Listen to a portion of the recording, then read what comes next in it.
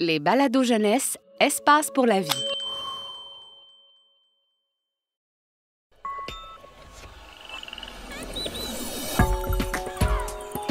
Les animaux aussi aiment lire. Le Salon littéraire des animaux, un balado du Biodôme de Montréal.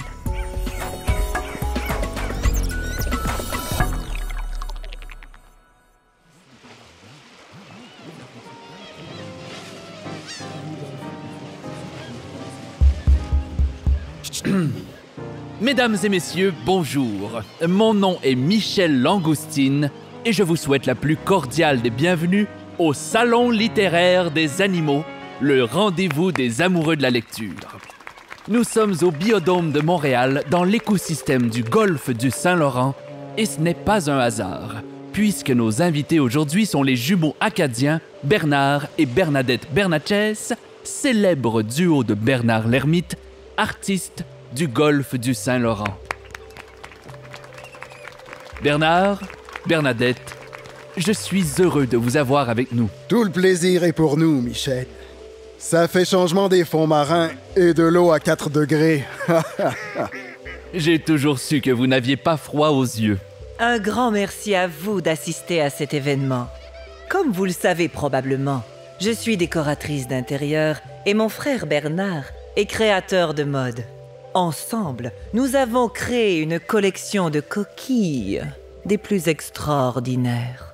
Une collection inspirée par la beauté et la diversité de ce qui nous entoure. Les algues vertes qui dansent au rythme du Saint-Laurent, les poissons, crustacés et mammifères de toutes sortes, sans oublier les magnifiques rochers aux 1000 tons de gris et de brun. Cette nouvelle collection moderne, branchée et audacieuse est reproduite dans notre livre « Robe de marée » que nous vous présentons aujourd'hui. Si je peux me permettre, pourquoi cette si grande fascination envers les coquilles? Parce que nous sommes des Bernard l'Ermite, bien sûr. Notre espèce vit difficilement sans coquilles. Vous voyez, les Bernard l'Ermite sont des crustacés, comme le crabe et le homard. Nous sommes d'ailleurs physiquement assez semblables. 10 pattes, dont une paire de pinces à l'avant. Mais ce qui nous différencie, c'est notre abdomen mou, qui nécessite la protection d'une coquille. Je vois. Et d'où proviennent ces coquilles? Nous les récupérons dans les fonds marins. Elles appartiennent à des mollusques, plus souvent à des buccins communs, un animal qui ressemble à un escargot qui vit dans la mer. Leurs coquilles, en forme de colimaçon, nous protègent contre la plupart de nos prédateurs. Ouais, venez-vous-en, les prédateurs. Bon, on rigole, mais c'est effectivement un moyen de défense très efficace. Plus la coquille est dure, plus elle est résistante. Fascinant. Mais alors, vous gardez cette coquille pour la vie? Eh bien, non. Nous grandissons. Un Bernard l'Ermite acadien peut atteindre une taille de 3 cm à l'âge adulte. C'est aussi gros qu'une pièce de 2 $. Il est donc nécessaire de changer de coquille pour une plus grosse avant que la première ne nous aille plus. Et tout le monde sait que porter une coquille qui n'est pas à notre taille est un des pires crimes vestimentaires que Bernard l'Ermite peut commettre. Et c'est là que vous entrez en jeu, n'est-ce pas? Effectivement, Michel. J'adore aider mes semblables à trouver la coquille de leurs rêves. C'est une passion pour moi, et cela depuis un très jeune âge. C'est important de se sentir bien dans sa coquille. Elle définit votre personnalité. La bonne taille bien ajustée, un look d'enfer rempli de belles couleurs, tout ça peut vous donner une confiance extraordinaire. Comme moi. Il ne faut pas négliger l'importance du confort. Après tout, vous portez cette coquille tous les jours et la traînez partout où vous allez. Alors, pourquoi ne pas le faire avec style? En effet, je comprends. Et ce style, vous le trouvez comment? D'où provient l'inspiration? Et qu'est-ce qui titille votre imagination? La vie, mon cher Michel. C'est la vie autour de nous qui nous inspire et nous influence. Ah. Vous voyez, je suis un observateur de la vie. Je passe de nombreuses heures de la journée à regarder tranquillement la vie passer. Ça, je vous le confirme. Tenez, prenez par exemple l'autre jour, j'observais une magnifique méduse lune qui nageait tout près de nous et... Êtes-vous familier avec cet animal, Michel? Moi, oui, bien entendu. Mais peut-être pouvez-vous la présenter à nos spectateurs et spectatrices? Bonne idée. La méduse lune est bien étonnante. C'est un organisme marin presque transparent et gélatineux. Un animal magnifique. Majestueux. C'est en l'observant que nous avons eu l'idée de confectionner une coquille transparente afin de recréer cette beauté. Le résultat final est hors du commun. Regardez par vous-même, page 37. Une coquille transparente, n'est-ce pas merveilleux? Oh, tout à fait. Mais comment avez-vous réussi à faire ça? Essai et erreur, Michel. Nous avons travaillé avec plusieurs matériaux. À un certain point, nous avons fait chauffer le sable des fonds marins pour en faire de la vitre. Mais cette coquille était beaucoup trop fragile et risquait de couper ce qui la portait.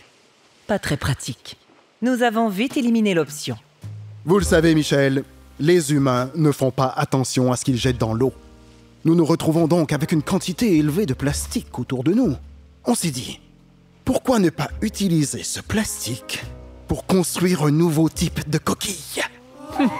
Surprenant. Mais attention, cette coquille sert uniquement à épater la galerie lors de soirées spéciales. Elle est trop fragile pour résister à une attaque de prédateurs. Oh, je vois. Avez-vous d'autres exemples de créations inusitées à nous partager? Pour cela, il va vous falloir acheter notre livre, Michel. Mais il nous fait plaisir de vous donner d'autres exemples, bien sûr. Tout à fait. Avis à nos visiteurs.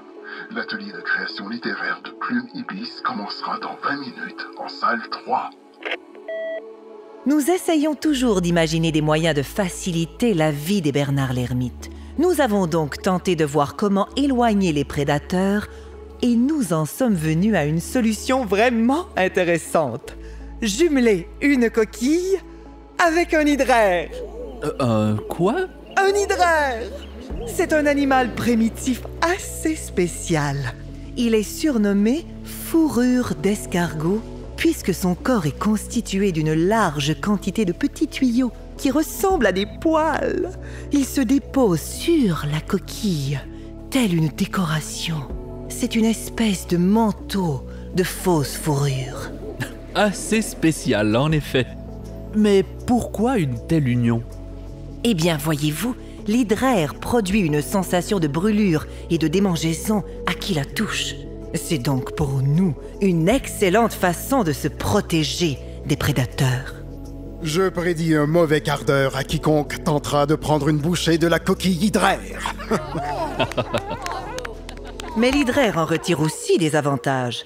En restant jumelé à notre coquille, il se nourrit des restes de nos repas. C'est gagnant-gagnant. Une situation où les deux espèces en tirent avantage, en fait. On pourrait dire cela, oui. On me fait signe qu'il est maintenant le moment de passer aux questions du public. Alors, si vous me le permettez, chers amis, j'aimerais entendre ce que nos spectateurs et spectatrices ont à vous demander. Oh, mais bien sûr! Avec plaisir, Michel.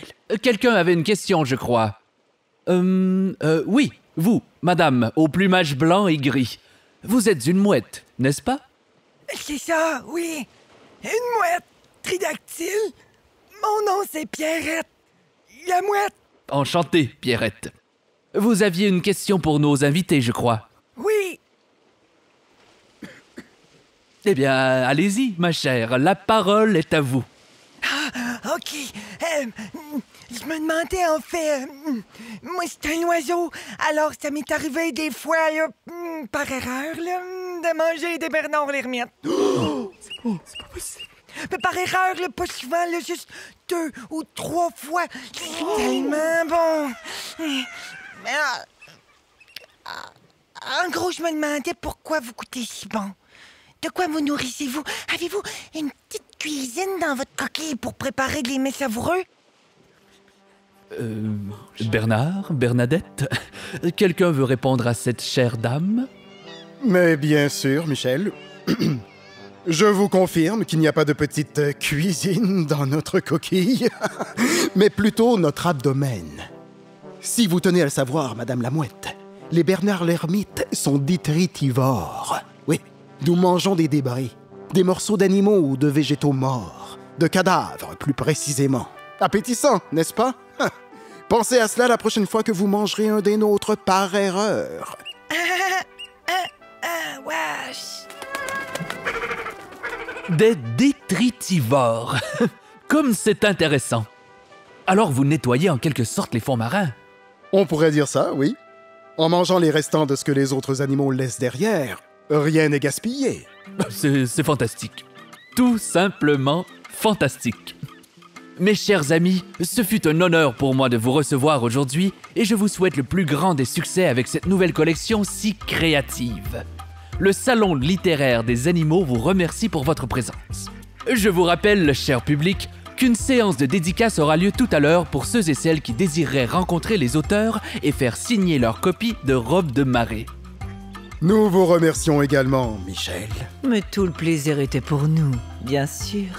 Mesdames et messieurs, une grande main d'applaudissements pour les Bernard l'ermite, Bernard et Bernadette Bernatchez.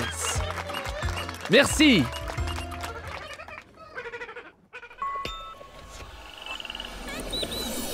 Ce balado est une production signée La Puce à l'oreille pour Espace pour la vie.